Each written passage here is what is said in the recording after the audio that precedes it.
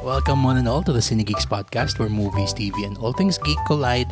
I'm your host, Roy, still joined by my lovely co-host, Angela. Welcome 2024! Yes, we've been gone for a long time. And we're so happy to be back. Malamang a lot of our Cinegeek listeners are wondering why we've been gone for so long. Yes. We have been quite busy. Yes, we are gonna be touching on that in a moment. Pero of course, before we continue with anything else, please don't forget to follow us on our social media pages. We are on Instagram, on Facebook, on TikTok, on Threads. We are also on Twitter, formerly known as Twitter. Tama? Yes, that's right. Ano pa bang meron natin iba? Well, we have our website. We also have our website. Yes, www.cinegeekspod.com. Yes. So, if you want to know our thoughts about the movies that didn't quite make the podcast, nire-release namin yung aming mga write-ups across our socials and of course on our website as well. And another announcement, we just recently started our TikTok account. Yes, as mentioned earlier, we also have a TikTok, tama? So, you can also follow at CineGeekspod. Meron tayo ng mga visual na mga Cinegeek content. May mga face reveal doon. Oo. And also, nag-cover tayo ng premiere ng Road Trip starring the 90s, icons. Sila Jolly de Belen, Janice de Belen, Carmina Villaruel, yes, and Candy Pangilinan. Candy Pangilinan. By the way, this is Candy Pangilinan's screenplay debut. Yes, yan. So if you want to see us covering the red carpet premiere of Road Trip, you can go over to our TikTok. Again, on all our socials, it's actually at CineGeekspod. Yeah, it's everywhere. It's everywhere. Yep. All right. So, I'm pretty sure we all know kung ba't kayo nag-click dito sa episode na to. Pretty much awaited na episode. Actually, namin nang kumakalampag sa gate namin. Oh, yasa na yung episode nyo bago. Nagano na tayo. Pero kasi, di ba, extended naman kasi twice yung MMFF. Actually, if I'm being generous, third time na ng extension to kasi ang daming mga in cinemas pa rin eh. Di ba? Actually, oo. Kaya, hinintay din natin na matapos muna yung run ng MMFF bago tayo gumawa ng episode. That is true. To nicely wrap it up, di ba? True. Kasi I'm pretty sure na starting next week, medyo magwa-wind down na din. Yung MMFF proper. No? And I'm pretty sure that everyone listening here, all of our Cinegeek friends, you want siguro a way to parang process what you've seen, what you've watched. We hope na our mini discussions of the movies for this episode will help you unpack what you've watched. Nakatuwa nga kasi parang this is first MMFF of its kind na talagang may clamor yung mga tao na i-extend. Diba? Usually, if I remember correctly, yung MMFF, parang inaabangan nila laging matapos kasi merong inaabangang international blockbuster. That is true. Diba? Especially nung nandyan pa yung mga December Avatar, mga Marvel December release, diba? Tsaka yung mga superhero movies. Ayan, Star Wars. Diba? Yes. December yan usually nire-release pero nalilate dahil may MMFF. So, we have to give way for MMFF muna. That is true, yes. And one movie of note that I remember was yung Spider-Man. No Way Home? Yun yung na-delay because of MMFF. And many Marvel fans were, please release it now, yung Spider-Man. Pero ngayon, nag-change ng tune yung mga movie fans. Because, ang ihip ng hangin diba? bigla. And I haven't seen this kind of clamor before for a film festival na Filipino. Well, in our lucid lifetime, I guess. Siguro nung bago pa tayo pinanganak may mga MMFF naman na bangers lahat nung pinalabas. Pero in our movie-going lifetime, ito pa lang yung first na everyone, almost everyone, is a certified hit talaga. Oo. Due to insistent public demand, right? Tapos, isa pa pala, headline just today, na nasurpass na ng Rewind, yung record for the highest grossing Filipino film of all time. Yes. One of the movies we'll be talking about, of course, is the Ding Dong Dantes and Marian Rivera vehicle, Rewind. Yun nga. It earned 845 million pesos. And counting. And counting kasi nag-run pa rin siya ngayon. And nag-run na siya worldwide na. Oo. Tapos magbubukas pa siya sa magkakaroon ng Manila International Film Festival in LA. That's right. On the 29th to January 29th to February 2nd. So that's 5 days. Yes. One whole week. 10 movies in 5 days. Yeah. 2 movies a day. Or as people in Los Angeles call it, breakfast. Yan. Kayang-kaya nila yan.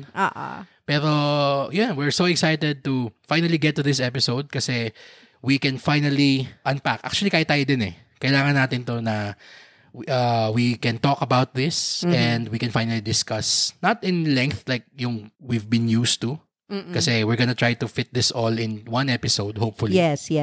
Pero, iba kasi yung kapag yung write-ups yung ginagawa natin, dun sa talagang naihihimay natin siya ng konti eh. Oo, pero we can't do deep dives na katulad ng mga previous episodes natin. Just to set everyone's expectation here, we're just gonna be going over the movies themselves. Siguro in not really surface level manner. Siguro, mas free-flowing lang siguro. Mas mabilisan lang tong usap natin today.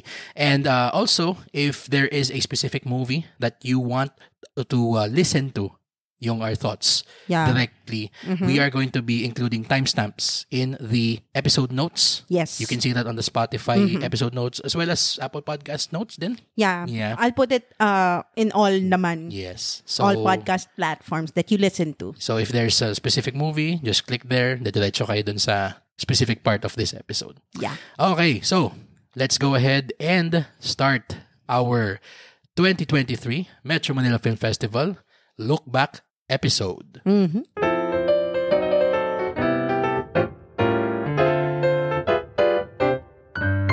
All right. So, first up on our list is a movie that siguro pwede nating sabihin na we thought initially was gonna be a sleeper hit. Parang kasing, may pedigree ba in terms of acting eh.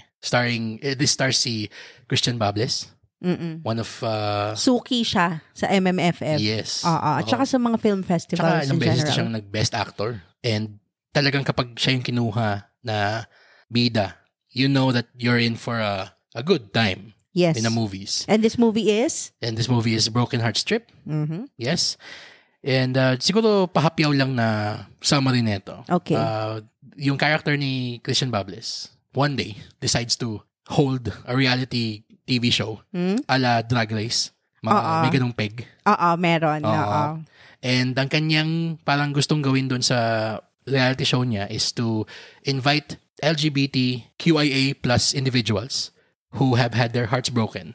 Yes. And siguro help them rebuild their emotional lives along the way. Yes. Yeah. Para siyang ang theme talaga nung reality show niya is about healing their broken hearts. Yes. Hence the name, Broken Hearts Trip. Yep. Okay. And they go to these places, mga tourist spots in the Philippines. Yeah. And parang doon nila pinaprocess yung mga trauma nila. Yes, that's right. Ako initially, I thought that this movie, medyo hindi ko naintindihan kung bakit ganun yung framing device na ginamit nila doon sa sine. Parang it didn't feel like a movie at all. We were talking about this right after we saw it. Diba nga, you mentioned to me na para siyang collection of vignettes. Oo. Cut to cut ng mga backstory ng bawat character. Pero wala talagang narrative string that connects them. Walang kwentong sine. Ganon. Kasi pwede ka naman maging ganon eh. Kasi may mga mockumentary na ganon yung peg. Parang interview, parang reality show yung peg. Pero makikita mo na halimbawa sa Spinal Tap. Yun, naalala mo yun. Yes. Para siyang in Spinal Tap, we follow a documentary team that covers a has-been rock band na nag-a-attempt mag-comeback. So yung Spinal Tap yun. If you haven't seen it, that's an awesome movie. You owe it to yourselves. Okay? The movie goes to 11. Pero yun, may kwento siya na parang it's about the pain of a has-been trying to regain their former glory. May ganun eh. May narrative through line siya ba? Yes. Ito, wala. Parang siyang isang feature-length na episode ng Drag Race Philippines. Actually, sabi nga natin, di ba? Because you also watch Drag Race with me. Yeah, of course. And the Drag Geeks. Shout out to the Drag Geeks. Yes, Norman, Mason, and Jello. Alam mo yung format nung reality show na yon, na merong competition and then merong backstories about the contestants and then yung competition proper, tapos may Untucked. Yes, yung behind the scenes parang companion show niya. Oo, ganun. Akala ko magiging ganun siya kasi na-establish na yung parang emotional weight ng bawat character, yung kanilang mga backstories, di ba? Pero parang nakulangan ako kasi ando na sana yung potential. I mean, this movie had heart. Oo. The story had these characters na it's easy to root for them. It's easy to get behind them and their characters and yung their mga plight nila. Yes. Pero alam mo yung nag-stop doon eh. Kasi hindi sila binigyan ng tamang resolution. True. Tsaka ito pa eh. Ito may may pagka-schizo kasi tong scene na to eh. That's the best term that's the most parang PC term I can use. Or ADHD siguro. Hindi, kasi kung ADHD siya, para siyang, pwede maging ganun yung scene na cut. Ito kasi, I say na para schizo yung scene kasi the first, 2/3 of the movie, andun tayo sa framing device nung parang tayong nanonood ng reality show sa sinehan. Yung ganun. Parang magkakakabit na episode. Parang dalawang episode ng Drag Race na magkatabi tas may mga Untucked sa gitna na ang weird. Meron tayong protagonist sana eh. Susundan ko na sana yung ganong gimmick niya eh. Yeah. In a way nga, di ba sinasabi ko sa'yo na parang, you know what? Strangely, I don't hate this. As much as I should be hating it. Kasi meron siyang quaintness to it. Yung chutzpah niya, yung tapang niyang i-release na ganun yung kwento niya, quote-unquote. It's very unpredictable and napaka-unconventional. Oo, yun. Unconventional. Yes, that's the term I'm looking for. Ang problema, pagdating dun sa may 2/3 point ng sine, biglang nag-decide siyang, ay, sine pala ako. Suddenly, meron biglang... May kwento pala bigla. Oo. Meron palang dahilan kung bakit may game show. Na sana, and ito, discuss din natin to right after we saw it, kung magiging scene siya, sana ang ginawa nila, yung scene na yon that happens 2/3 the way, nilagay nila sa simula. Or at least hinted siya. At least an allusion to it. Kumbaga merong scenes in front of the camera, may scenes behind. Yes. Kasi we just got shocked dun sa dulo na biglang, wait, is this part of the show? Is this part of the reality show? Oo. At saka yung biglang nag-decide siyang maging sine. Oo. Yung gabi yung tone shift niya. Bigla niya nalang dinrap sa atin yung scene na yun nang walang context. Oo. So akala ko, is this happening right now? In the middle, yung dumating yung partner ni Christian Bables. Yung flashback about Christian Bables' partner. Yes. So medyo nakaka-disorient yung bigla na lang niyang dinrap yung ganong element nung story. Kaya, true. And ito siguro, sabihin ko na lang na siguro forgivable sin siya, sana, kung ganun lang yung parang naging kwento na, okay, so the whole trip, by the way, since the MMFF is gonna be over soon, it's over now. Full spoilers for this discussion, okay? So, essentially, ang nangyari doon sa 2/3 point na yon, nalaman natin na itong Broken Hearts Trip game show, ginawa ng character ni Christian Bables as a tribute to his partner na dapat magkakasama sila, lagimang bansa, tapos nung babalikan na siya para magkasama na sila, namatay sa isang plane crash. Actually, yung mismong programming nung reality show, lahat ng pinupuntahan nilang lugar, yun dapat yung pupuntahan nilang dalawa. So, ang problema nga, namatay yung kanyang partner in a plane crash na nadidinig niya. Tinawagan siya right before the plane crashes. Yeah. Yun siya sabi ko na, sobrang jarring nung tone shift niya bigla na parang, hala, nagtatawanan lang tayo kanina, be. Ba't bigla sobrang seryoso natin? Napabe ka tuloy. Napabe ako. Di ba yung gano'n na, ha? Kakagulat ka, be? Oo, yung, ha? Shock ako, be. Nakakashock siya talaga kasi parang, wait. Yeah, I was taken aback as well. Yung nag-i-enjoy, ito sige, we respect the creators if that is really what they want shown on screen. We respect them and siguro their masochism in putting their hearts out for everyone to see. Pero kasi parang, isipin mo na, nag-i-enjoy lang tayo kanina, di ba? Bakit biglang may KJ naman biglang ganun na part? Tsaka walang trigger warning. Walang trigger. Oo, wala man lang, walang hint na we're getting to that. You need to set the tone if you're gonna drop that. Oo. Diba? May sinabi ka sa akin na sana meron man lang siyang parang set up somewhat sa simula na may papakinggan siyang phone call. Or meron siyang tinitingnan ng mga pictures or parang notebook na itinerary. Or at least parang voicemail na parang, uy, pabalik na ako, ganyan. So para siyang may nagre-remind sa kanya. Or kahit at least man lang hinted na he did this, he produced this, and he did the programming of this reality show.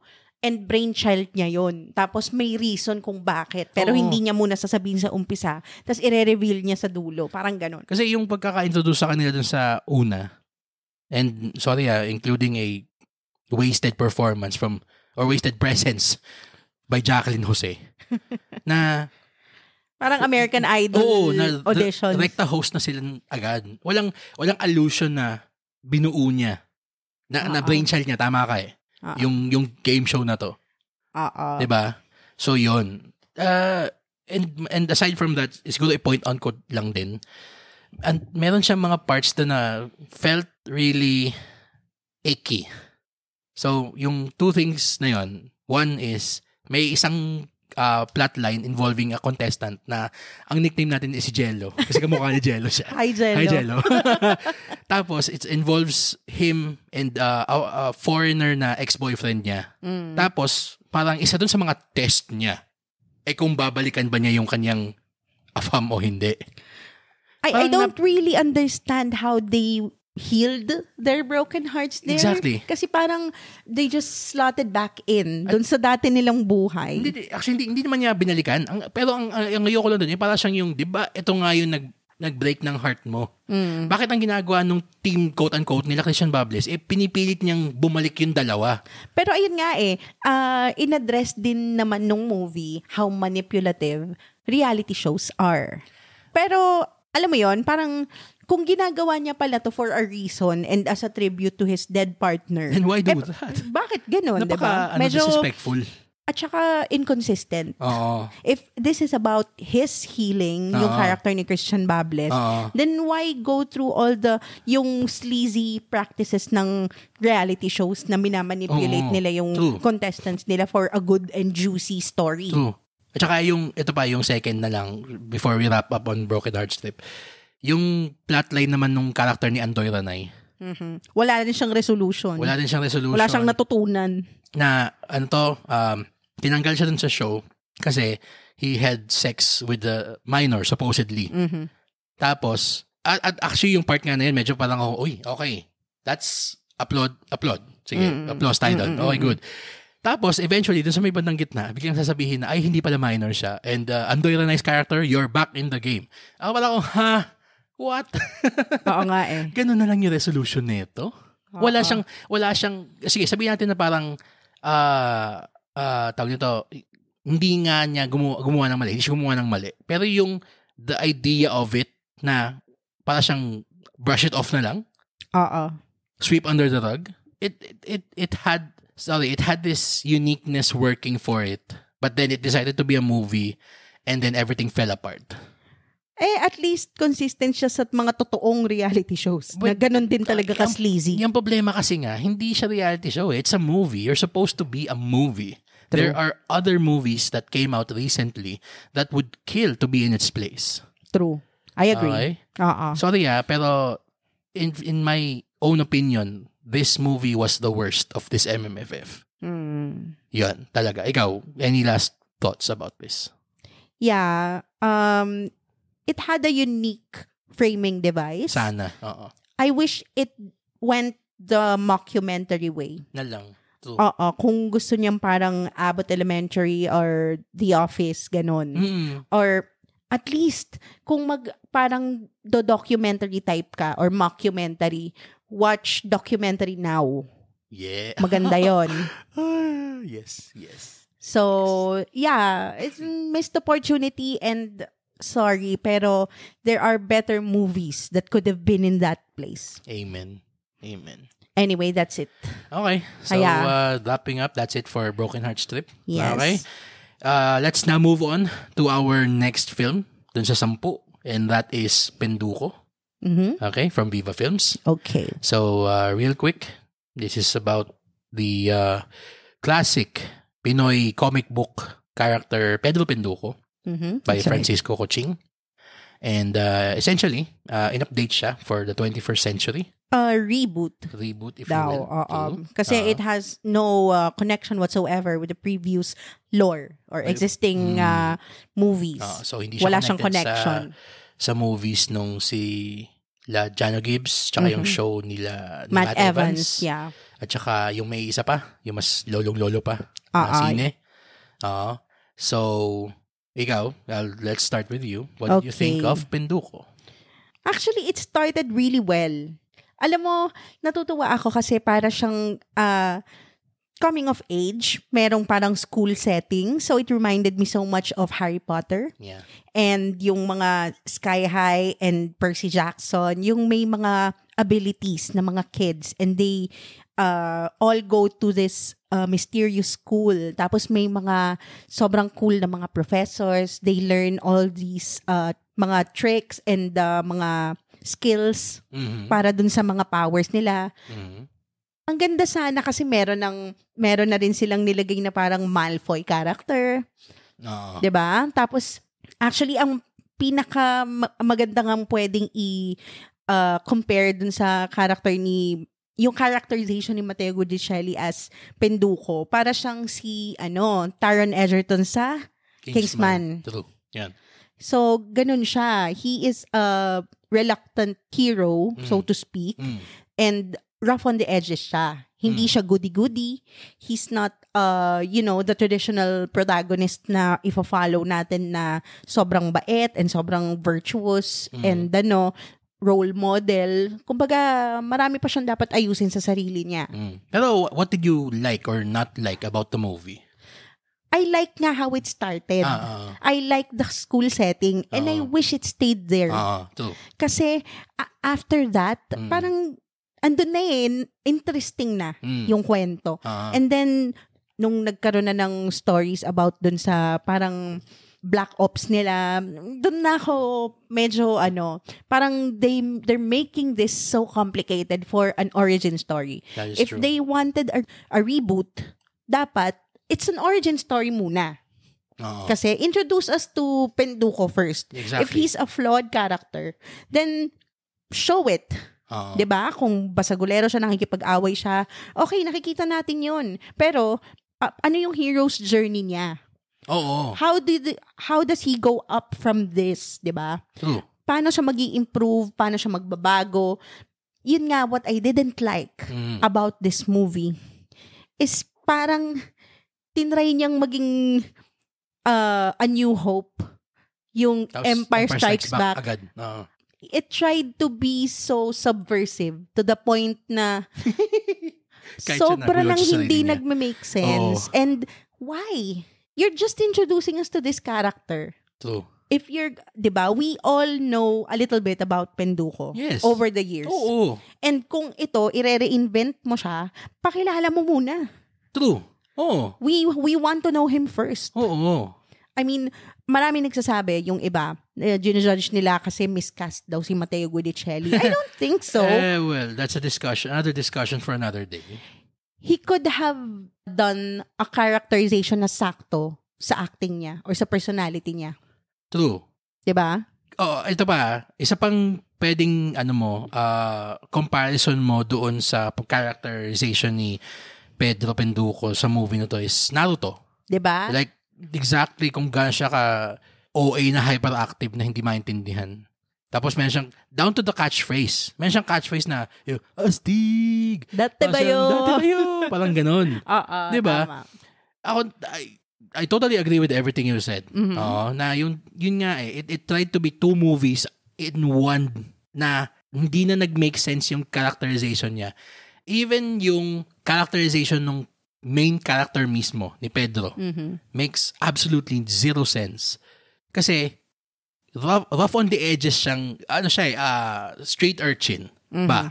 Yung kanyang introduction sa atin. Ang unang-unang kasama natin siya, gumagamit siya ng kanyang witchcraft powers para manalo sa Peria game. Yan. Tapos, bigla siyang inirecruit ng yung grupo ni Albert Martinez. Tapos, sasabihin sa kanya na, pwede tayo maging do-gooders dito. Tapos, pwede tayong kumita din ng pera. Ang problema, hindi pa nga natin na-address na barumbado tong si Pedro. Gawin niyo muna siyang good. Turn the character first. And then make him go to, tama ka, the hero's journey. Now, sabi mo na merong Malfoy character. Yung katulad, yung si Aaron Villaflor. Si Aaron Villaflor. Yeah. Yun. I'm sorry for butchering your name. Anyway, yung character niya was, a Malfoy character. Yeah. Na, rival. Eventually, nalaman natin na ni-recruit pala siya nung shadow organization. Within this shadow organization, na pinapatakbo parehas ni... Double shadow. Even that. Double negative. Double negative na siya. So, yon. So, sana man lang, okay, ang naging first movie netong Penduko muna, yung... Mini-boss ka muna. Oo, yung Hating Gabi. At saka yung Takip Silim. Yeah. Yun ba yun? Sila muna yung paglabanin natin. Huwag muna natin i-reveal na boss nitong dalawang to, si Albert Martinez. Ang problema kasi nitong scene nito, gigil na gigil siyang mag-reveals. Just for the sake of reveals. The Avengers. Yun. Hindi naman muna nila naka-showdown si Thanos, di ba? True. Tignan mo nangyari kung bakit nung biglang si Kang yung kalaban. Ang pangit, di ba? Oo. Ant-Man. Kasi siya kaagad yung nilabas niya. Tapos, talo agad si Kang. Asan yung power ng villain mo? Wala. Oo. Your villain is a chump. If the ants alone can overwhelm na kaagad si Kang dun sa dami ng ants. Paano pa kaya yung multiverse na Avengers? Wala na talaga. Diba? Yun lang Ang nakaka-disappoint talaga tong scene na to. Kasi ako, na-appreciate ko yung kanyang attempt to modernize Filipino culture, mythology, yung witchcraft. Ang dami nga mga terms dun na dun ko lang din natutunan Super Tagalog. Diba? Yung manggagaway. Oo. Ano yung opposite nun? Manggagamot at manggagaway. Yung mga ganon na meron, hindi lang pala lahat mangkukulam or hindi pala negative ang mangkukulam. Yun yung... Parang magic wielders sila. Ganon. Yun yung parang witch or wizard. Yeah. Yun. Pero kung good ka, ikaw yung manggagamot. Actually, yung witch and wizard, mas more siya sa gender Siguro wizard versus sorcerer. Pwede. Sige. I would go with that more. Sige. Yung ganon na... and also yung Mind Palace battles. Yeah, that was cool. That was a cool concept. In concept. Yes. Cool siya. Yun na nga parang yung umpisa talaga was the strongest part of the movie. Pero how I wish na yun muna yung dinevelop nila. They got too excited, I guess. Oo, tapos ito nakakatawa dun. Parang, okay, sige, fine. You wanna end your movie in a twist? Go ahead. Pero to make the titular character the bad guy of your next movie. Alam mo, nakakatawa kasi si Pedro dito sa movie na to started out bad and ending, he was worse. That is true. How do you get behind that kind of character? So, diba? Pero kasi marami namang anti-hero tayong gusto Pero kasi... meron silang humanizing factor. Tsaka character development for the better or for the worse, may nagbago sa pagkatao nila. True. Ito, ang nagbago, meron, sige. Mas lumala siya. From bad to worse. Ito nakakatawa. Sige. Wala siyang take away sa lahat ng nangyari sa kanya. True. And isa pa, sorry, pero talagang, anong point nung school? Wala. Anong point nung lahat ng pinagdaanan niya? Diba? Just looks cool. wala siyang natutunan. Ang daming nagpapaalala sa kanya, nagsasabi sa kanya ng mga wag gagawin, and yun yung ginawa niya. Yung mga bawal. Oo, I mean, sa akin na nakaka-disappoint lang kasi this movie had such potential. A very, aside from potential, it had such a, como se dice, high pedigree. JP Laksamana. My God. Babagwa. Diba? Too Cool to Be Forgotten. Yung mga sining yun those are indie film classics. And siguro, with all due respect, Sir JP, what happened? Diba? What happened? Yun lang. I want to stop ragging on the film na. I really wanted it to be good. Ako din I really talaga. wanted to like it. The trailer was fantastic. Talaga. And yun nga you could have started this cinematic universe that we all want. Diba? There's Darna. Wala pa siyang ibang mga ka-level na Actually, nagpunta nga tayo dun sa media conference ng Penduko. We were invited by Viva Films. That's what we asked. Yeah. Na parang, is there a potential to, siguro, rights be damned na pwede magsama-sama tong mga icons of Filipino comics. Yes. And sinabi na parang, yung mga rights, ganyan.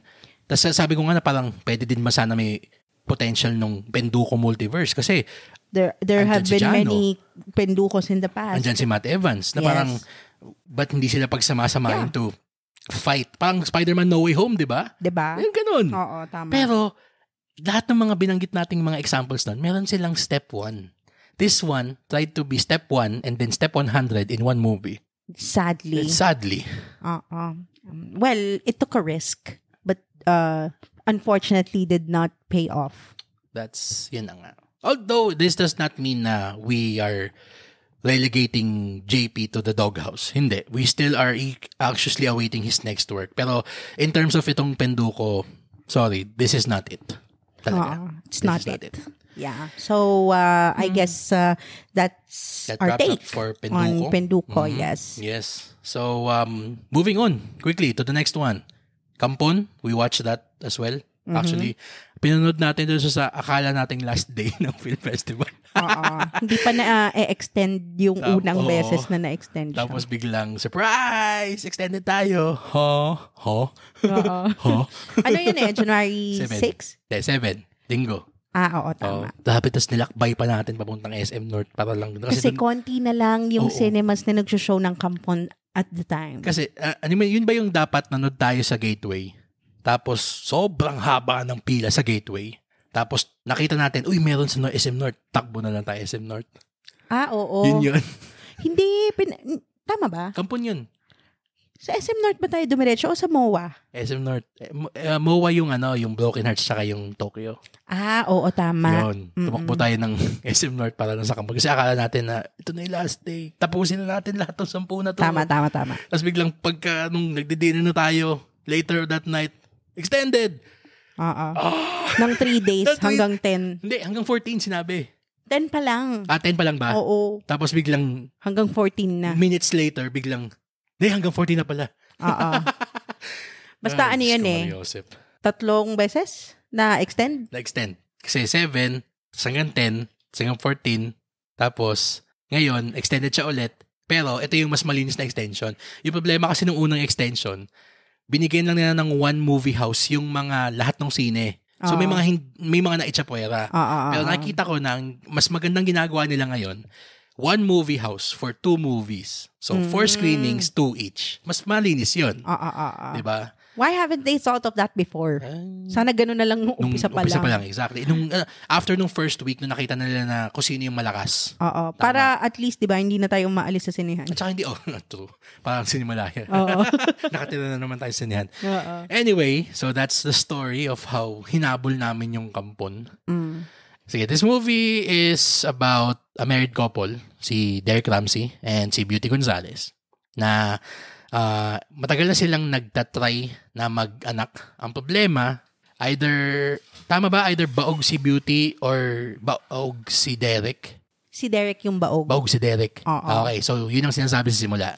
Yes. Ang problema, biglang may dumating na bata. Sabi daw niya, anak daw siya ni Derek. And then the story begins. And then the story and the horrors begin. Okay.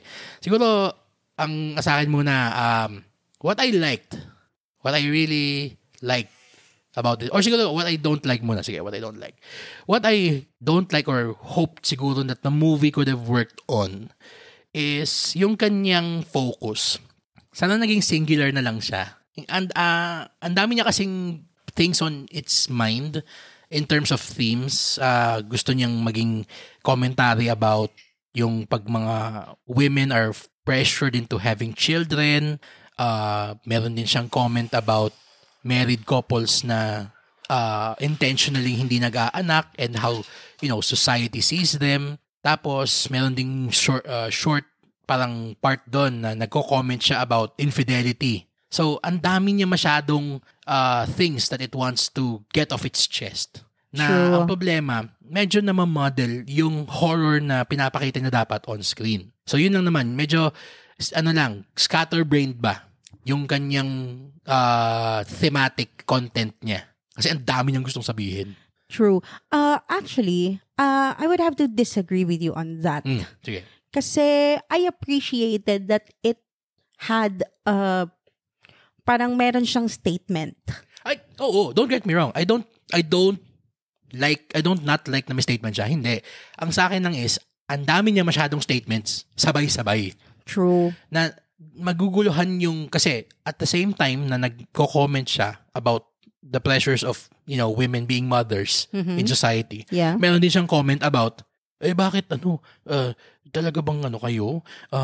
Nagmi-miss out kayo sa joys of parenthood. Na itong si parang may personally attacked. Actually medyo medyo parang may konting tinamaan ka. Hindi naman tinamaan, medyo hits a bit close to home. True. Itong kwento nito.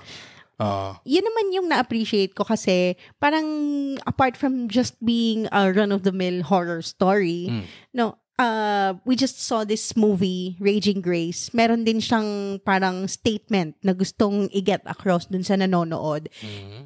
It's not supposed to be just about the scares and yung supernatural element niya. Meron siyang societal and political take. Oh, of course. Na gustong iparating. Yeah. And yun nga, you have to choose one. Just pick one. Pick a lane. Or, if you're gonna pick multiple statements, make it make sense. Wag naman yung sobrang bloated. Oo. Kasi, example of a horror movie na has a singular statement in mind. The classic Jordan Peele Get Out thriller, Get Out. True. That was about race. Yun lang yung kanyang kinokomentan doon. Walang problema. Now, where it gets muddy, yung mga parang sobrang daming gustong sabihin, is also another Jordan Peele movie. Us. Nope. Yun din. Us and Nope. So yung sumunod niya, masyado na siyang naging sobrang daming gustong sabihin. Sa Us naman, meron siyang commentary about race, meron siyang commentary about class, meron siyang commentary about yung parang yung natatypecast yung mga African Americans as yung laging burglars, yung mga hoodlum, ganun. That's just too many. Too many.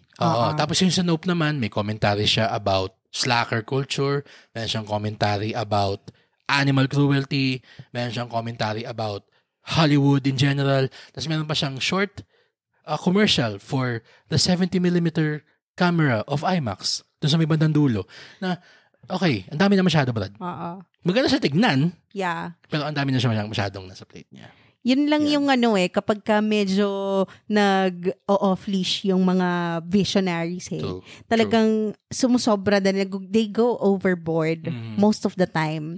Na they can't pick a lane. They just need to put everything on the table. Parang napaka-disorganized, parang this is a peek inside their brain. And I mean, we're not supposed to see this. Or at least siguro, one at a time. One at a time. Or present it in such a way na mas magiging impactful din kasi yung isang statement kung yun lang. Muna. Yung may focus. Napaka-unfocused niyan. And so, I don't know, confusing. Siguro kaya niya tinry na mag-include ng ibang mga thematic statements. Kasi ayaw niyang maging parang sabihin na, ano to, Filipino version ng Mother.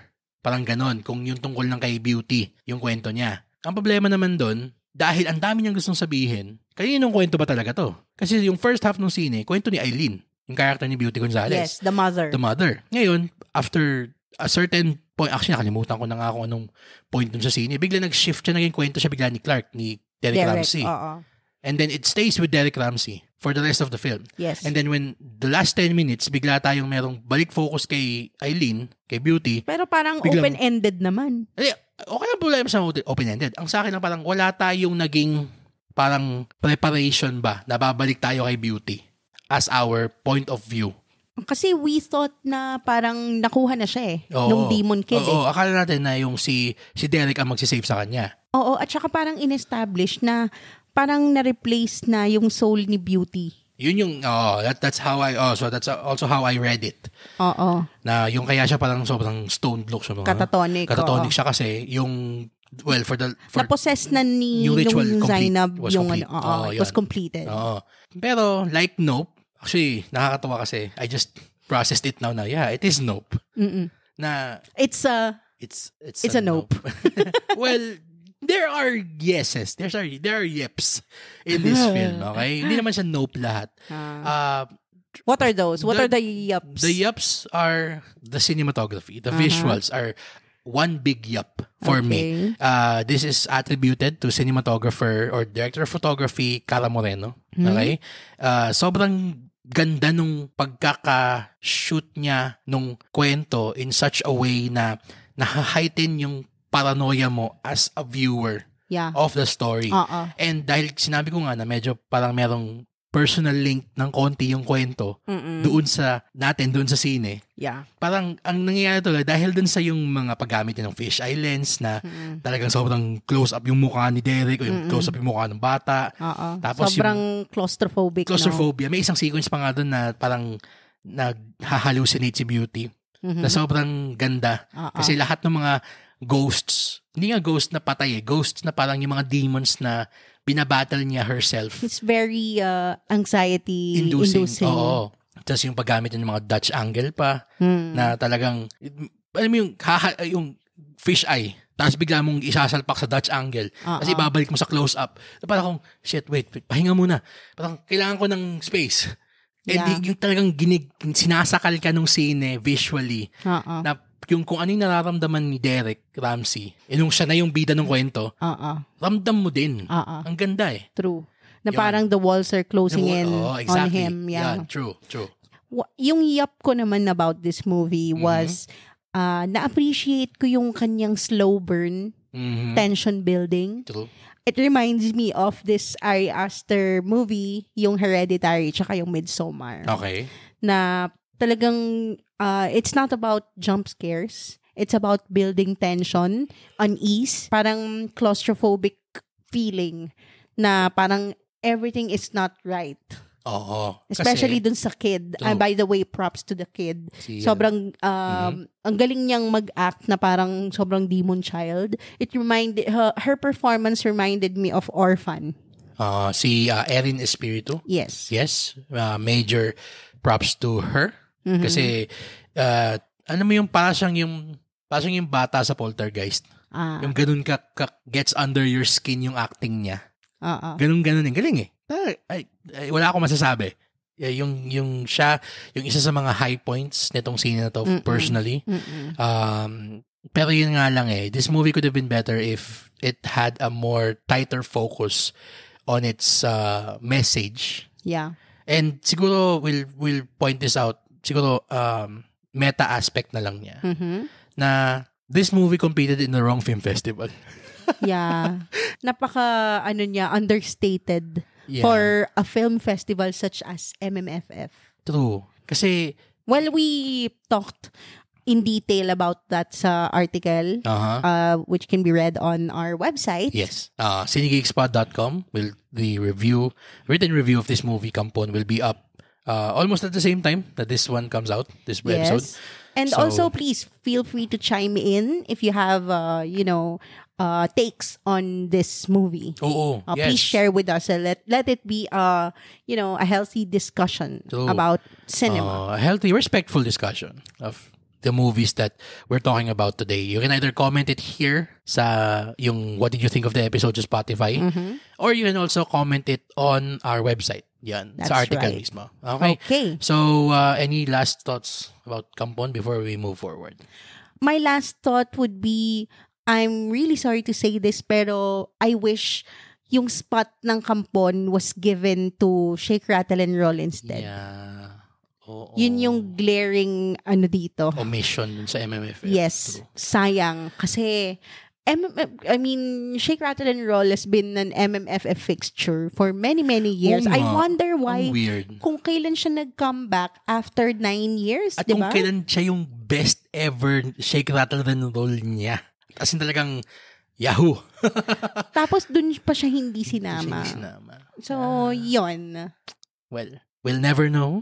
Yeah. And personally, I don't want to know kung bakit. Pero successful naman yung Shake, Rattle, and Roll Extreme, which I'm happy about. Yes, very much so.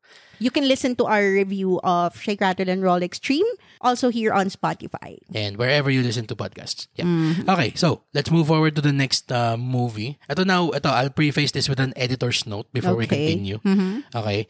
Itong next movie natin, okay, actually, ikaw lang yung nakapanood. Yeah, yes. That's true. Kasi I was busy with our business nung araw na yun. May meeting ako. Kaya sabi mo, ikaw na lang yung manonood.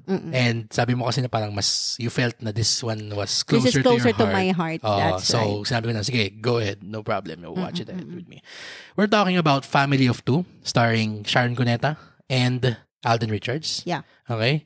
So, I guess ito na. Maybe you can say, or you can give us siguro a brief 1-2 sentence lang what this movie is about. Okay. So, Alden Richards is a son to Sharon Cuneta na single mom. So, it's just the two of them. Yeah. Alden Richards' character navigates through his work life and yung mga opportunities na dumadating sa kanya while also balancing yung kung paano niya papasahin yung nanay niya. Because yung nanay niya kasi sobrang mahal na mahal siya and parang helicopter mom. And parang sa kanya his mom built her world around him. Are you talking about the movie na ba? Are you still talking about the movie? Grabe. I feel so pressured right now. We love you, Mama. Love you. Anyway. So, ayun. Medyo close to home nga talaga siya sa akin. Yes, kasi I also had a very single mom. What is a very single mom? A very single mom is a mom na sobrang nakapaligid yung mundo sa'yo. Akala ko, a very single mom is a mom to a very good girl. So Dali. Yeah. Anyway, sige, go. Continue. Anyways, so yon, may relationship din si Alden. Naging love interest niya dito yung boss niya. Okay. Played by Miles Ocampo. Who won Best Supporting Actress for her role here. Okay. Ayun, so may parang fork in the road dun sa relationship ni Alden tsaka ni Miles na they wanted to go abroad and work there. So, yun yung naging pinakamalaking conflict dito sa movie na to na Alden can't really decide na mag-work and take that opportunity kasi iiwan niya yung mom niya dito sa Pilipinas sa mag-isa. Okay. So, that's just, balancing whose happiness comes first. True. Sige, before you go over what you like, sige, let me ask you, what did you think the movie could have improved on or upon? Siguro yung pacing. Okay. Kasi dun banda sa ending na, it just keeps on going on and on and on. Okay. Parang it didn't know where to end the story. Kasi nung naging ending na kasi was nag-abroad na si Alden, tapos nagkaroon na ng relationship si Sharon, tapos hanggang sa nag-decide siya to go back to school, which is well and good, parang self-love. Akala ko yun na yung message. Tapos, it went on and on pa na nag-graduate siya, tapos bumalik pa si Alden, tapos akala ko doon na matatapos yung reunion nila kasi graduation Tapos, siya yung valedictory address. So, parang victorious ending. Okay. So, pwede na tayo mag-end dito. Yan. Tapos, tumuloy pa. naglakad pa sila palabas ng auditorium papunta sa garden. Tapos, sabi ko, ano ba to? Paano ba ito matatapos? Siya yung Sharon Cuneta's Return of the King. Director's cut. Na parang, Diyos ko, ang dami na niyang opportunity na doon na i-wrap up nicely yung story. Pero, extend pa siya ng extend. Parang tinatry pa talaga niyang i-please yung audience na, okay, you can choose your own adventure. Jesus Christ. Parang ganun yung feeling Kasi ako, while watching it, alam mo yung may feeling na ako na, okay, I'm about to stand up. Okay. Alam mo yung kapag, alam mo nang patapos na yung movie. Yes, alam mo yan. Nag-express na sila ng kanilang mga emotions, grand emotions, gano'n. At saka nararamdaman mo nang nag-end on a high note na yung scene Nag-rise na yung emotion, so may catharsis ng malapit around the corner. Parang choose your own catharsis. Ang dami niya ng chances na, okay, this is cathartic enough. Enough catharsis for today. When is too much catharsis? And then, yung pinaka-final na talaga na ending. Alam mo yung kapag nag-ano ko sa file name? Final, ito na talaga. Oo. Ito, yung pinaka-final. Okay. Ending. Ito na yung final. Ending ito na talaga ending .docx. Okay. Nag-decide si Alden at saka si Miles Ocampo na bumalik na ng Pilipinas. Tapos dito na sila magsistay. And they all live happily ever after. Yun lang naman yung naging issue ko. That's it. Yun lang naman yung aking mga nitpicks about this movie. True. What about yung acting ni Alden? Ano masasabi mo dun? Alden, wala akong masabi. Mm-hmm. Parang he portrayed this struggle ng isang anak na balansehin lahat to keep everybody happy. Yun lang, parang ramdam ko yung pagiging people pleaser niya. Mm-hmm. Na ayaw niyang i-let down kahit sino to the point na yung sarili na niyang happiness yung laging nasa sacrifice. Lagi niyang hinuhuli. Yung kay Alden? Oo. Okay. Sobrang effective nung portrayal niya ng ganon. He portrayed it well. Yung office dynamics, yung konting moments of levity doon, and yung parang romantic interest niya. Rom-com icon pa rin naman siya. So, meron pa ring element ng ganon. What about the things it did well for you? It did well yung tender moments nung magnanay. Mm-hmm. Okay. So, tsaka yung parang genuine talaga yung chemistry ni Sharon tsaka ni Alden doon. Sobrang rich nung chemistry. Mm-hmm. Sobrang ng connection nila. You can actually believe na magnanay sila. Mm-hmm. Yeah, that's what I liked about it, the movie. Okay. So talagang siya. Acting showcase. As we stated on our Cinegeek review na written a few weeks back. Yes. Yun lang. Okay. Wala na ako ibang masasabi about it. Wala din ako masasabi kasi hindi ko siya manood. Maraming dramatic moments. Of course. It's a Sharon movie. Exactly. So, yung dramatic showdown nila, talagang sumabay din si Alden. Yung parang yung Oscar reel nila ba? Talagang showstopper talaga. Oo, pero it wasn't enough to bring me to tears, I guess. Bato ka lang talaga. De joke lang. Pusong bato. Pusong bato. Grabe naman. Ay nako. Anyway, so we're gonna get to that. Abang-abang lang kayo kung gusto nyong, kung nakikinig pa rin kayo pa. Okay, well, we're gonna get to that film later, much later on in the episode. Pero okay, so we're gonna wrap up the discussion on Family of Two. Okay. Actually, your monologue on Family of Two. Kasi ikaw nakapanood. Anyway, alright, so that was Family of Two. We'll move on to our next movie. Okay, so we're on movie number 5 na. This is a very popular movie this past film festival. Starring Piolo Pascual. Not just one, not just two, but 3 characters. We're talking about Maliari. This is a horror movie. A horror movie. Okay? Horror movie, yes. Movie. And this talks about, or siguro uses elements of the story of the first recorded Filipino serial killer na sinasabi nilang nag-predate kay Jack the Ripper. actually, contrary to their original marketing or advertisement ng production ng Malyari, they initially said na this is based on the first serial killer of the Philippines.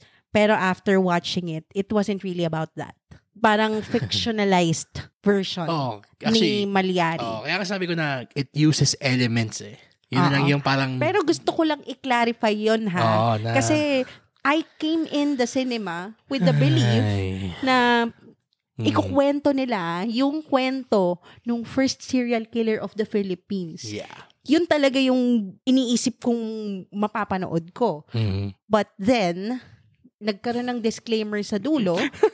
Wait, we're gonna get to that. Sige, we'll get to that. Well, I was just disappointed about that. Yeah. Well, yun na. Sige, we're gonna be upfront about this. This movie was a disappointing mess. Sorry. For us. I mean, a lot of people liked it. Pero ako, I just feel shortchanged. A lot of our movie friends loved this. And this is not to invalidate their opinion. Kasi in this film community that we're part of, the Cinegeeks are just a small part of this bigger universe. At saka we are just two individuals who also watched this. Exactly. I mean, we can all have different opinions about it. And that's okay. That also applies to all the movies that we talked about in this episode. Na we have pointed out all the good qualities of their films and read it on our website. Pero dito sa discussion na to, we really, focused on and we really discussed yung mga what we could have wanted it to improve. And siguro using that to zero in on this movie, Malyari. Sige, let's start first with what we liked. Okay? Sige. I appreciate the commitment to technical excellence nitong scene na to. This movie had very clean sound editing and sound design. Napakalinis nung kanyang audio. Di ba nga they used ADR? Isa sila dun sa mga few MMFF movies na nag-ADR. And for those who don't or aren't familiar with ADR, yun po yung proseso na kapag in post-production siya ng isang sine, na pagkatapos ng i-shoot ang movie, babalik yung mga artista to re-record their dialogue in audio. Yeah. So, ang magiging isa sa mga final edits ng sine is matching up the re-recorded audio on top of the final cut of the movie para mas malinis pakinggan yung dialogue. Especially dun sa mga scenes na nasa forest sila, na nasa open air sila, and their sound could be affected by the elements. Elements, exactly. So, yon. Wala akong masabi. Sobrang linis ng audio. Also, the special effects are top-notch. For it won. Yon, I believe it did. I believe it won Best Special Effects this past Gabi ng Parangal ng 49th MMFF. Kasi naipakita niya yung gusto niyang ipakitang horror using the visual effects in a very effective manner. Wala tayong masabi dun. Okay? Also, siguro, we'll give major props din to JC Santos, who won Best Supporting Actor for Malyari. Yeah. Okay? I personally am not familiar with the rest of his work. He's a theater actor. Okay. So same with Cedric Juan. We'll reserve our discussion of Mr. Cedric Juan in the next part of this discussion. Yeah. Pero for JC Santos, he was a highlight talaga. As in, Piolo is Piolo. Wala na tayong masasabi about him. He is a legend in Philippine show business in terms of acting in his own right. Yeah. Pero the fact na nakasabay si JC Santos sa kanya, in some scenes, nasurpass pa niya. Yes. Si Piolo. Yes. That's not impressive. That's not an easy feat. True. Diba? Anything to add dun sa mga nabanggit kong good things about the movie? Siguro one of the good things about it was that it was so ambitious in trying to tell a story in 3 timelines. Yeah. Pero yun nga that is a tricky. Yun. That is a tricky narrative style or narrative process. Yeah. Kasi 3 3 timelines yun. I mean, 'di ba? Marami dun nga sa Dunkirk nung ginawa yun ni Christopher Nolan, marami ring hindi nakasakay dun sa 3 timeline style. Pero yun nga, I applaud its ambition. Anything else? What else? The color grading and the commitment to production design. Kasi nga, they had 3 separate production sets, diba?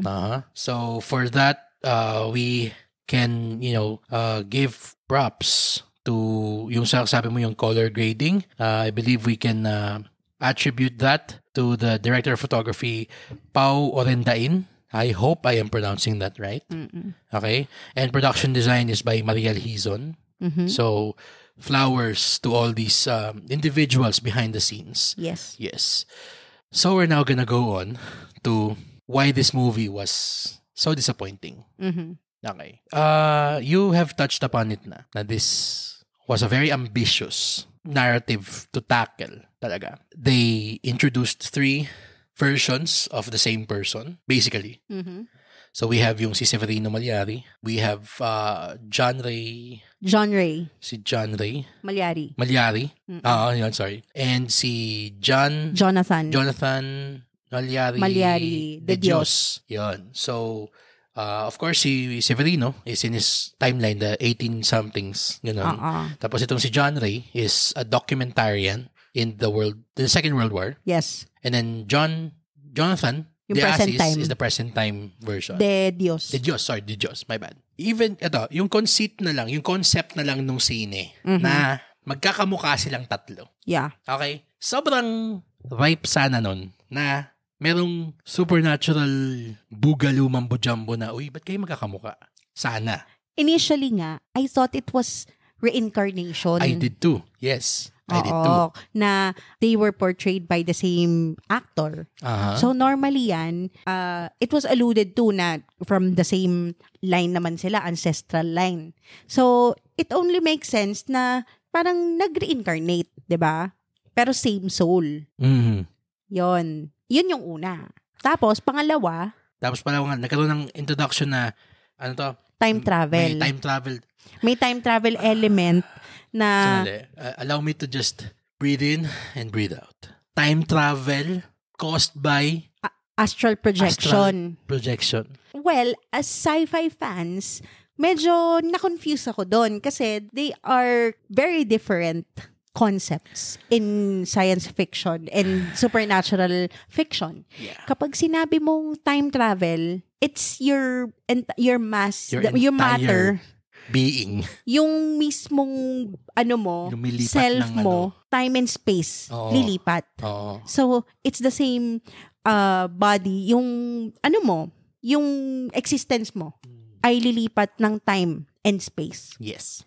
So, pag pupunta ka sa ibang time or lugar, mawawala ka dun sa existing, sa current mo. Yes. Yun yung time travel. Ngayon, yung astral projection, as we all saw sa Insidious pala. Insidious, okay. And in any other pop culture touchstone na may ganun? Ang astral projection is your body stays in its current place. Yung soul mo or yung consciousness mo. Yung consciousness mo. Yung humihiwalay dun sa physical form mo. Tapos, yun yung nagta-travel. Yun yung astral projection. Kasi nga projection, 'di ba? So, yung consciousness mo or yung mind mo or yung soul mo, depende sa i-define nung kwento, yun yung hihiwalay sa katawan mo. So, para kang ghost na floating. Yes. Tapos, saka ka lilipat ng time or ng space, pero your body stays where it is. The mass stays in its yung present solid form. Time and space. Yun yung astral projection. So, parang time travel by way of astral projection, that was confusing as fuck. Sorry. Parang siyang, I will hit a home run by throwing this basketball. The fuck?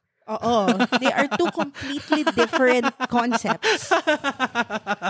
So, parang ako, medyo nalito na ako doon. It lost me right there. Kasi, ang dami mong rules na gustong i-establish dito sa movie. Yes. Ang dami mong parang inintroduce na complicated elements na kailangang intindihin nung audience mo. Hanggang sa dun sa dulo, na biglang immortal pala si John Ray. At nakalibing siya ng buhay.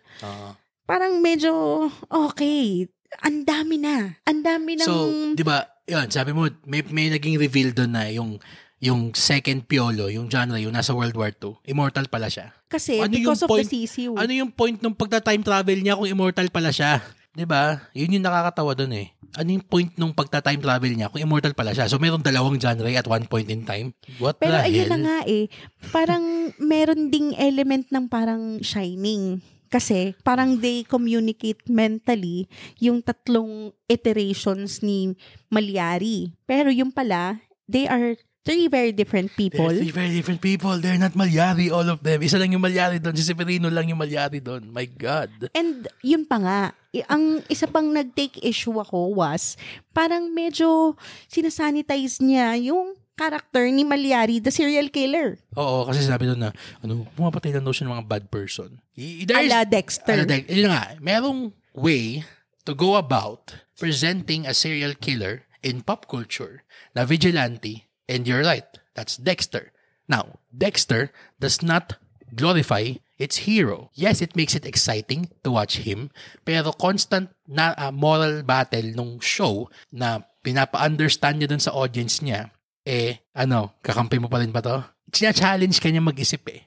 Na parang, do you still see this as a good person? Is he still a good guy? Kasi biglang magkakaroon ng episodes na strict na puro mga bad guy yung papatayin niya. Na deservedly. Tapos biglang, siguro, pag laging yung season finale, nung magandang Dexter hindi yung revival, tsaka hindi yung ending.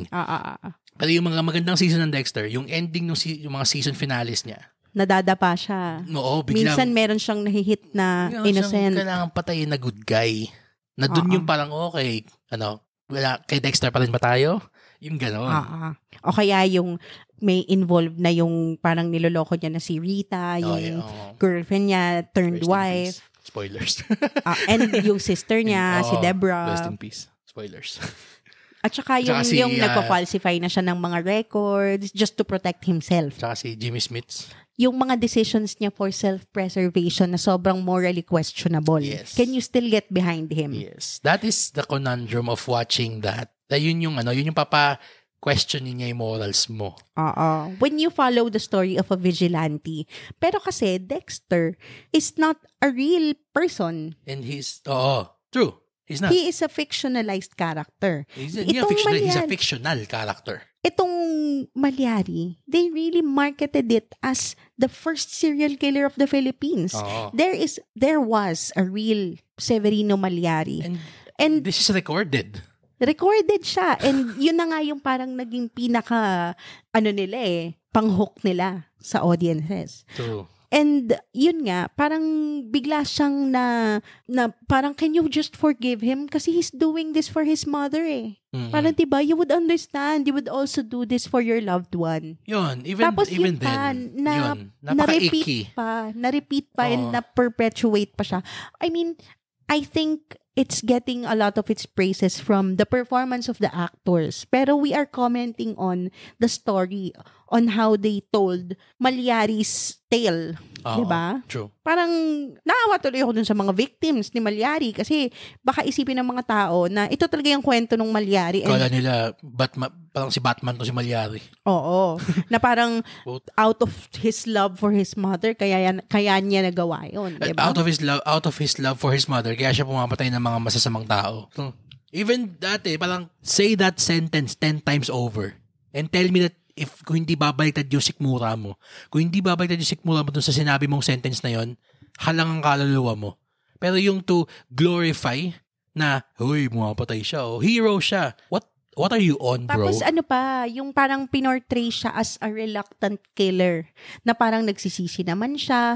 Parang nasasanitize talaga yung tale ni the real serial killer Mallari. True. Yun yung medyo naging issue sa akin about this movie. That's why I really can't get behind it. No, ako... And yun nga, yung talagang pagbebenta niya dun sa movie na yun yung totoong kwento.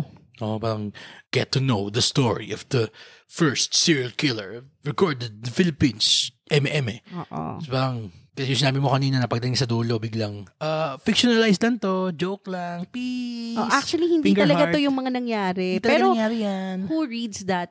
It was literally 1 second after the final shot. Nakakatawa nga kasi sinabi natin, nagkausap natin yung yung ating niece, si Kayla. After we saw a different movie. So, nagtatanong kasi siya about Malyari. Yun. And sinabi ko sa kanya na movies always have this line, the dulo, the disclaimer, na any similarities to any persons, past or present, living or dead, is purely coincidental. Yung ganun, laging merong pang get out of jail free card na, ay, bakit hindi naman ganyan yung kwento eh. This is a movie. Okay? This is a fictionalized content. Ang problema, yung ganong statement nila, although not verbatim, somewhat similar, nilagay nila dun sa literal na 1 second after the movie ends. So parang dapat sa unahan siya eh. Diba? Oo, yun. At least. Mas okay yun. At least. At least ma-establish na kaagad sa audiences bago pa nila makita na okay. Hindi talaga si Malyari. Hindi ito talaga yung kwento niya ha. Hindi talaga to ha. This is a purely cinematic story na ginawa namin to be entertaining. Yes. Pero, ang ginawa niya, after mag-crescendo nung kwento, in fairness, maganda yung ending niya, in my opinion. I agree. Parang, okay, it finally made sense in the end na pag-weave in naman nila yung lahat ng mga complicated rules of the universe na in-establish nila sa umpisa. Na-salvage nila kahit papano yung mess ng kwento nila dun sa dulo. Sige, fine. Tapos bigla mo kaming sasampalin nung, joke lang tong sine, hindi talaga na yung kwento ni Malyari, peace. Pero kung, own it. If you're gonna make a nonsensical movie, own it. Don't cop out. Kumbaga, if you wanna M. Night Shyamalan it. Go full M. Night. Don't half M. Night. Twist after twist after twist. Actually, ganun na nga yung nangyari. Diba? Para siyang How to Get Away with Murder. By way of M. Night Shyamalan. Oh my God. Ang dami niyang twist, pero hindi niya nasuserve talaga yung main plot. It's twist for the sake of twist. Oo. Tsaka, sige, ito na lang. And we wrote this on our written review. Horror movies are simple things. Yeah. Kailangan mo lang ng bida. Kailangan mo lang ng kung ano yung bumabagabag sa kanya. And kailangan mo ng isang evil force na kailangan harapin ng bida na either nagper-perpetuate ng suffering niya or parang kailangan niyang i-vanquish para mawala yung suffering niya. Yon. And then, yung takot, sige, kahit tadtarin mo ng jump scare every 2 seconds yung sine, kunin mo doon sa relationship nung bida at nung evil force. Yeah. Doon. Ito, and as you've alluded to earlier, time travel, na naging astral, na naging immortal, na naging question mark. Ang dami niya masyadong elements na hindi na nagme-make sense. Even just a simple movie na hindi horror, you establish the logic of its world. Yes. You establish the rules. You establish it to make everything make sense. Sige, we'll forgive it for calling astral projection time travel. Sure, why not? Ang problema, it breaks its own rules after establishing its own rules. Yes. Which is why parang you feel so cheated. You feel so parang manipulated. I feel so dumb for watching it. And parang going along with it. Yeah, the visuals were great. Na-make sense naman nila, na-itry pa rin nilang i-make sense lahat ng logic nila in the end. Pero para kasing I feel na they made the ending first and then reverse engineered it up to the point na na-establish nila yung rules. Kasi isa pa. Sabihin nila na time travel, astral, kung ang aim pala ni Piolo present. Which one? Si Jonathan. Si Present Piolo. Okay? Kung ang aim pala ni Present Piolo, hindi mamatay si Janela Salvador. Meron siyang pinakitang isang sequence doon na nananaginip si John na ang established rule nung sine, kapag nananaginip ka, ando doon ka na. Hindi lang yung dream. You're there. Now, why wasn't he able, yung pinakita na yung, di ba may vision si John, si Present, na yung ipapakita niya yung ulong pugot. Hindi natin alam kung sino yun. Later on, may naging isang sequence na naginip siya na napanaginipan niya, na pinapanood niya yung napanaginipan niya earlier in the movie. So, bakit hindi mo pinigilan yung sarili mo na ginawa mo yun at that point in time? Para hindi si Janela Salvador. Tsaka hindi lang yun meron pa akong isa. I mean, after Janela was hurt, pwede na sana siyang nag-astral project before that point and na-stop niya na kaagad si JC Santos gawin yun. Yun. Diba? Parang grandfather paradox na if you have the ability to time travel, wouldn't you avoid? Just travel back to avoid the mishap. Oo. Avoid whatever it is you're trying to prevent. True. Parang i-redirect mo na. Kumbaga, yung umpisa pa lang, yung bata, kumbaga si John Ray. Si World War II, Piolo. Oo. Nung nalaman niya na si Jonathan ang papatay sa kanya, couldn't he just time travel back and yung batang Jonathan na hawak-hawak niya time travel papabalik na bata pa dun. Na tinatakpan niya yung bibig. Pwede na niya sanang pinatay niya dun. Diba? Para hindi siya mamatay. True. Tapos ma-prevent niya din na lumabas sa God. This sounds so fucking stupid coming out of my mouth. Na para hindi lumabas yung sisiyo sa bibig niya. God. At saka hindi lang yun, yung para ma-prevent niya yung wife niya na hold hostage nung mga Aragon? Something, yeah. Nakalimutan ko na. Nung parang yung family na servants nila. Alarcon, yeah. Yun. Para ma-prevent niya, 'di ba? Parang predestination alam mo 'yon, parang you can just go back in time to prevent the bad thing that's about to happen na alam mo nang mangyayari. If you have that ability. It's funny because the movie says that they have that ability. They are time travelers. Are they not? Diba mga manlalakbay. Sinabi niya yon na parang tayong mga men of the Malyari family, manlalakbay tayo. So, why couldn't you just lakbay back? Lakbay back. Yeah, it's like so confusing. Why they just lakbay back? It's so gulo talaga. So gulo. It's so gulo. Why can't they just lakbay back? Kasi ito nakakatawa pa na. Sige, if you want to sanitize the guy, sige, fine. Kasi fictionalized naman to They're just taking the element, something from history to put into a movie. Actually, we can forgive that. Pick the name and the person being a priest. Oh, yun. It could be, pwede siya maging si Padre Jose Burgos for all we fucking care. Nakakainis nga kasi, 'di ba, ang description sa kanya serial killer, pero ilan lang yung pinatay niya dun sa movie? Dalawa, apat. Mas marami pang pinatay si JC Santos. Oo nga.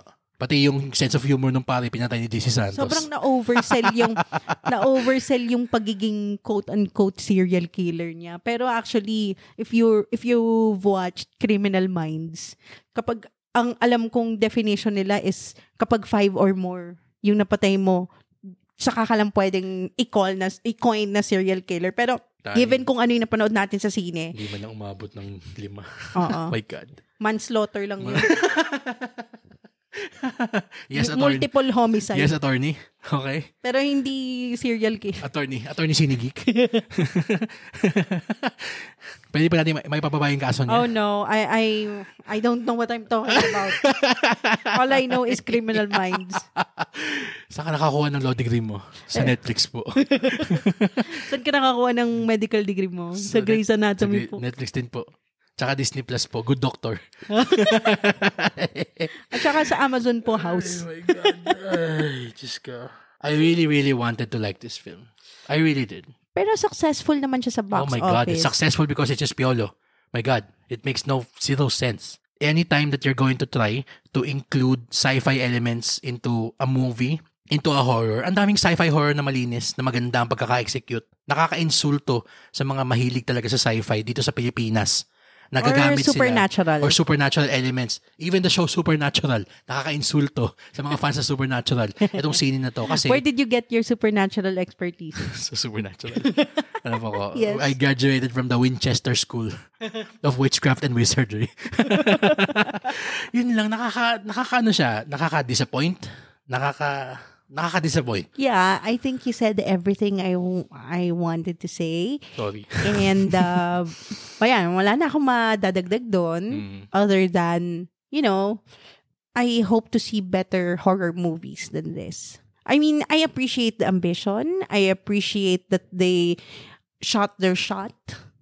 Unfortunately for the two of us, they missed. But they hit a lot of people and they earned big time sa box office, which is the most important thing when it's a business after all. That is true. Diba? That is so, whatever they did, it worked because they sold. They were able to sell it. And boy, it did. So, kudos to the marketing team. I mean, you can't please everybody. I'm sure they know that business. They're in this business. Yeah. Diba? And it's okay to have differing opinions. Yeah. And I'm talking about all the movies we talked about in this episode. So far, yes, this episode. So, I guess we'll leave Malyari at that. And the first part of our discussion. Okay? So, please do stay tuned. I believe we're gonna be uploading this the 2 episodes at the same time. Pero for the sake of brevity kasi mag-iisang oras tayo, brevity pa. Actually, magdadalawang oras tayo. Yeah. Okay. We're gonna cut the first 5 movies into this 1 episode muna. Okay. Yeah. And if you're ready, then you can go on to part 2. The next 5 movies we're gonna talk about them. Okay? All right. So we'll see you in the next episode. Thank you for listening to this episode of the Cine Geeks podcast, where movies, TV, and all things geek collide. Bye! Bye-bye!